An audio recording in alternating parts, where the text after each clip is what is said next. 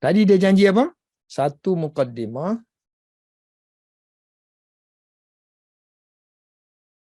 dan 3 aksam,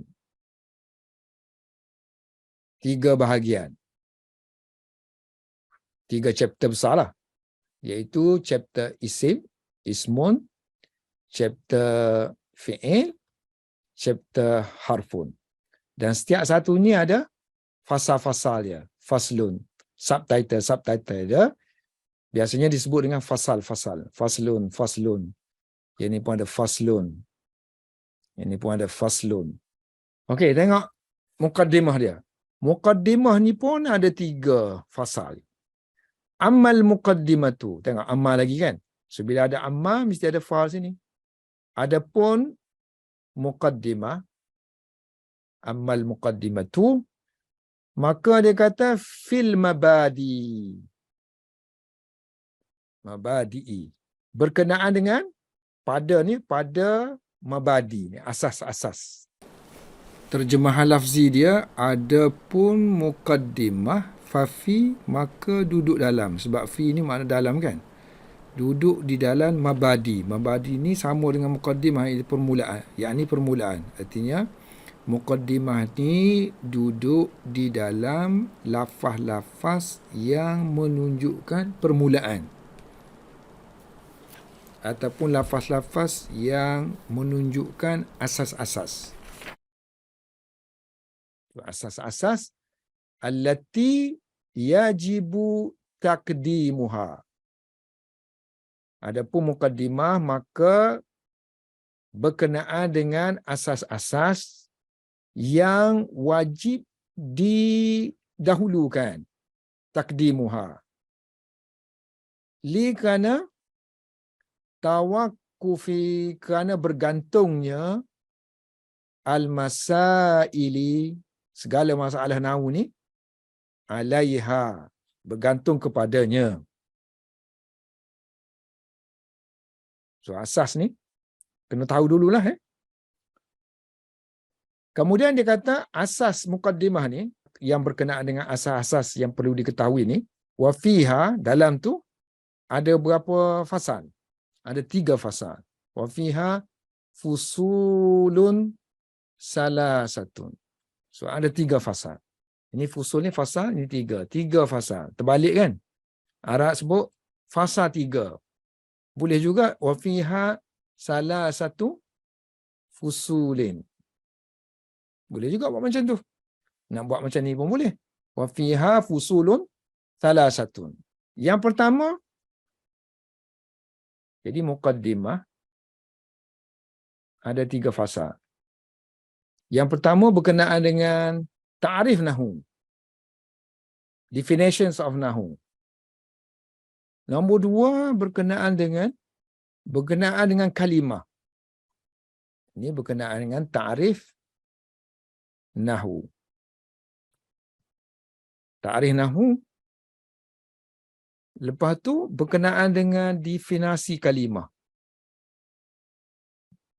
Kemudian barulah kalam. Nahwu tu apa benda? Oleh kerana ilmu nahwu ni berkenaan dengan asalnya, berkenaan dengan kalimah. Bila kita susun kalimah, jadilah ayat. Dia panggil kalam. Jadi peringkat awalnya kita tengok kalimah tu dulu. Sebab kalam ni kan ada kalimah dalam tu. So nak kena kenal kalimah lah dulu. Kemudian barulah kenal kalam. Kalam tu lah akan jadinya jumlah, akan jadinya ayat. Kalam sama dengan jumlah. Secara ringkas ni saya sebut ni kalam sama dengan jumlah. Kalau belajar kitab tinggi-tinggi lagi, kalam tu lain, jumlah lain. Okey. Yang pertama kan, introduction dia ni, yang pertama berkenaan ta'rif nahwu. Faslun. Maknanya haza faslun. Ini adalah satu fasal. An-nahwu kata dia, ilmu nahwu ni, nahwu adalah satu ilmu. Ilmun. Bi tentang usulin. Usul-usul. Prinsip-prinsip. Yu'rafu biha ahwalu awakhiril kalimi. Usul tu dikenal dengannya. Maknanya dengan mengetahui usul tu, maka dapat diketahui ahwalu, keadaan-keadaan akhir kalimah. Awal akhir artinya akhir-akhir. Akhir ajalah kita terjemah. Akhir kalim. Kalim ini jamak kepada kalimah. So, akhir-akhir kalimah-kalimah. Sebab ngaji nahu ni asalnya ialah nak tahu haza Zaidun. Darabtu Zaidan huwa ma'a Zaidin. So, kalau kita consider, sekarang ini kita ambil perhatian kepada kalimah Zaid. Zaid tu kalimah lah. So, sekarang ini ngaji nahu ialah, kita kena ada satu kaedah untuk tahu keadaan akhir ni kalimah kan. Yang akhir ni, baris akhir dia ni. Jadi Zaidun, jadi Zaidan, jadi Zaidin. So, yang hujung tu yang nak tahu keadaan dia. Kena tahu satu prinsip lah, satu kaedah lah. Usul-usul ni satu kaedah-kaedah. Ilmu tentang kaedah-kaedah yang diketahui dengan melalui kaedah tersebut, diketahui ni biha ni melalui kaedah tersebut diketahui keadaan ni, keadaan huruf da ni kan, dal dal da ni keadaan akhir kalimah. So akhir kalimah tu ialah huruf dal. Kalimah pula kalimah yang as-salasi, kalimah yang 3. Sebab kalimah dalam bahasa Arab hanya 3 sahaja. Isim, fi'il dan harf. Nouns, verb and particle. Okey, ahwal dia tu, keadaan ahwal tu, apa ahwal dia? Dari sudut mana? Min haisu tu dari sudut i'rab. Dari sudut i'rab. I'rab artinya boleh berubah. Jadi don dan din. Itu nama dia i'rab, boleh berubah. Dan wal bina, dan tak boleh berubah bina. Bina artinya tak boleh berubah. Maknanya ada kalimah yang tak boleh berubah. Misalnya haza ni kan. Haza Zaidun. Haza Zaidun. Haza juga baca. Ra'aitu haza ar-rajul. Rajula. Saya melihat orang ini. So haza juga baca. Aku ma'a hazar rajul. Selepas ma'a pun baca haza juga. Yang sini selepas ma'a bagi bawah. Yang ini kalau fi'il tu transitif, dia akan baca bagi atas. Yang ni fi'il pun transitif, ra'aitu. So sepatutnya sini bagi atas lah kan. Tak berubah. So bila tak berubah dia kata bina. Bina. Apa maksud bina? Bina artinya pembinaan. Apa maksud pembinaan? Dia kata orang Arab ni dulu kan, dia ada kemah. Rumah dia ada kemah gitu aja. Lepas tu mereka mula buat rumah-rumah yang tak perlu berpindah-pindah. So rumah tu ada bata-bata lah. Ikat dengan bata. So bila ikat dengan bata ni binaan lah ni. Bina. Binaan itu pembinaan. Pembinaan rumah. Dengan bata-bata diikat-ikat-ikat jadi kemah. So bila kemah itu tak berubah lah. Angin mari pun tak berubah. Tiup pun tak berubah. Kalau kemah dia berubah. Mari angin kuat sikit, patah pos dia. Patah tiang dia. Ataupun dia punya kain tu dilarikan oleh angin, ditiup, dibawa oleh angin. Ataupun mereka sendiri berubah-ubah.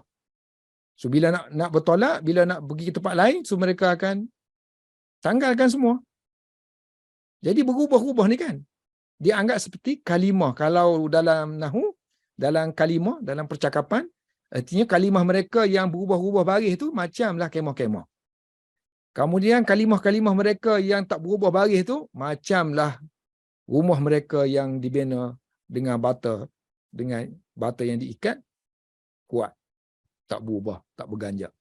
Buat macam mana pun tak berganjak. So, i'rab maknanya berubah-ubah tadi. Makna dari segi bahasa i'rab ni penzahiran, menampakkan sesuatu. Maksudnya i'rab tu kan berubah-ubah baris tu kan nampak. Jadi menampakkan baris dia lah. Al-bina artinya kukuh. Macam satu binaan. Wa kaifiyatu. Jadi ilmu nahwu ni untuk mengetahui satu kaedah yang dengannya dapat diketahui satu ahwalul kalimah kan. Akhir-akhir kalimah tu. Yang kedua wa kaifiyatu tarkibi. Bagaimana ni lah. Bagaimana disusunnya ba'diha setengah kalimah tu dengan setengah yang lain. Ma'a ba'din. So kita nak tahu juga, misalnya kita tulis Zaidun fiddari. Zaid di rumah. Arab ni dia kaya. Cara-cara menyampaikan, mengungkapkan ayat. Dia boleh juga tukar position. Fiddari Zaidun. Dia beritahu sini bagaimana tarkib penyusunan setengah kalimah dengan setengah kalimah yang lain. So kalau kita buat macam ni, boleh tak? Kalau kita buat macam ni, boleh tak? So kalau kita buat macam ni, Zaid ni nak baca macam ni lagi ke sebagaimana sini? Ataupun baca macam mana? So nak mengetahui tarkib susunan kalimah tu antara satu sama lain. Ba'di tarkibi wa kaifiyatu tarkibi ba'diha ma'a ba'din. Nak mengetahui bagaimana ni dengan usul ni, ilmu nahwu ialah satu ilmu bi usulin, ilmu tentang ni kan. Nahwu adalah ilmu, bi itu tentang usul, kaedah, prinsipal yang melalui kaedah ini dapat diketahui yang pertama keadaan akhir kalimah sama ada isim, fi'il ataupun harf. Yang kedua nak tahu juga kaifiat, bagaimana susunan kalimah antara satu sama lain. So bagaimana disusun dalam bahasa Arab. Okay, setiap ilmu tu mesti ada tujuan dia kan. Wal ghardu, tujuan. Minhu, daripada ilmu nahwu tu tujuan dia apa? Kenapa kita belajar ilmu nahwu ni? Wal ghardu minhu, tujuan ataupun matlamat daripada pengajian ilmu nahwu itu ialah siyanah. Siyanah, wiqayah, nak melindungi, protection, penjagaan. Siyanatu az-zihni, menjaga fikiran, minda, anil khata. Maknanya sebelum bercakap tu fikir dululah. Menjaga fikiran kita daripada buat kesalahan. Dan kesalahan yang dimaksudkan ialah ada lagi kesalahan lain selain daripada kesalahan lafzi. So kalau kesalahan kemungkinan lain selain daripada kesalahan lafaz, kesalahan dari segi makna. Cuba tengok nota dia di bawah. Selain daripada khata' lafzi, kita ada lagi kesalahan dalam bentuk sarfi. Kesalahan sarfi, kesalahan maknawi, kesalahan fikri. So kalau saraf, artinya ini berkenaan dengan ilmu saraf. Body kalimah tu. Ilmu nahwu tak bercakap tentang body kalimah. Dia nak tengok ujung-ujung kalimah. Kalau maknawi, artinya ini ilmu balaghah. Kalau bercakap macam ni, makna kena pada tempatnya. So kalau bincang tentang makna yang kena pada tempatnya, ini berkenaan dengan ilmu balaghah. Satu lagi tentang fikri. Berhujah. Dalil. Pendalilan kita kan. Ni ilmu mantik. Ilmu mizan. Jadi ilmu nahwu ni dia hanya kawan kesalahan dari segi lafaz. Maksud lafaz ni ialah kita bercakap tu tahu mana mubtada, mana khabar, mana fa'il, mana maf'ul. Boleh jadi ayat kita ni semua kena dari segi nahwu kan. Tapi makna dia tu tak tinggi.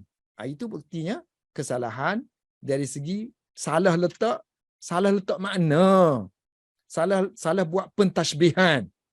Tashbih. Kadang-kadang kita nak perupamakan orang kan. So kita buat perumpamaan macam ni. Kita upamakan macam burung ke, macam singa ke. So kita buat perbandingan tu, kena ke tak kena? So kalau masalah tu, ini masalah maknawi. Jadi boleh jadi nahwu kita betul, tapi makna ayat kita tu tak tinggi ataupun tak kena pada tempatnya. Jadi ilmu nahwu hanya kawal kesalahan lafaz saja. Lafaz tu jangan tersalah. Maksud lafaz tu bila kita sebut fa'il kan, pelaku perbuatan. Janganlah kita baca Zaidan. Sebab kalau kita baca Zaidan, kita telah membuat kesalahan dari segi lafaz. Lafaz selaku pelaku perbuatan, contohnya kita kata Zahaba Zaidun. Zaid telah pergi. Kenapa kamu baca Zaidun di sini? Kerana usul kita tadi, melalui kita kumpulkan cara orang Arab bercakap ni, dia kata kalau seseorang itu melakukan perbuatan, maka orang tu hujung kalimah dia tu kena bagi hadapan. Tiba-tiba kita pergi tulis Zahaba Zaidan. Boleh kita kata kenapa? Sedap. Kerana sedap. So alasan sedap tu boleh tak masuk dalam ilmu nahwu, dalam ilmu Arabik. Melalui setelah kita kumpulkan semua kalam Arab, ada tak orang Arab cakap begini, Zahaba Zaidan, tapi maksud dianya Zaid pergi. Boleh tak? Kalau tak boleh, artinya kita telah melakukan satu khata'. Jadi pengetahuan ilmu nahwu ini akan kawal kita jangan bercakap macam ni. Kena bercakap macam ni. Ataupun tulis, kalau suruh bubuh baris, tulis gini. Kan? Kalau yang ni tak apalah kan. Sebab dia nampak Zaidun dengan Zaidan ni dia, kalau tak ada baris pun dia ada alif tu. Kalau ada alif gitu, artinya Zaidan lah. So kalau kalimah yang tak nampak sign dia tu, itu yang susah. So maknanya, kalau kita tahu ilmu nahwu ni, kalau orang tulis sesuatu, kita boleh teka. Dia ni maksudkan apa? Sebab kita dah tahu, fa'il mestilah bagi hadapan. So walaupun fa'il tu letak di mana-mana, tapi dia mestilah bagi hadapan. So kita boleh agak, maknanya ayat ni maksud dia sipulan melakukan, bukannya sipulan yang lain. Kerana sipulan yang kita maksudkan yang lain tu baris dia lain. Kita boleh agak makna ayat tu. Jadi tujuan ilmu nahwu ialah untuk protection, jaga zihn kita, akal kita, fikiran kita daripada kesalahan lafaz. Sebab mulut kita ni bermula dengan akal kita lah kan. Apa yang kita fikir kemudian keluar daripada mulut. Jadi sebab tu dia kata menjaga zihn kita, minda kita daripada buat kesalahan lafaz. Dalam kalam Arab ni bukan kalam orang lain.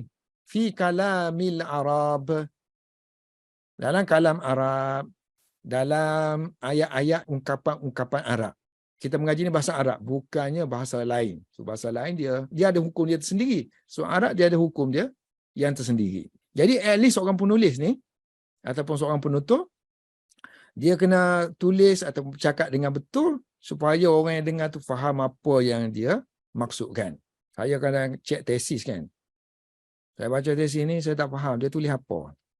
Apa maksud sentence dia tu? Dia nak kata apa? So kita try lah ni, ni sini nak cari fa'il tak jumpa. So kita tak tahu apa maksud dia. So kalau orang yang mengaji nahwu, dia jaga, so dia tulis tu dia pastikan mubtada khabar ke fa'il tu betul.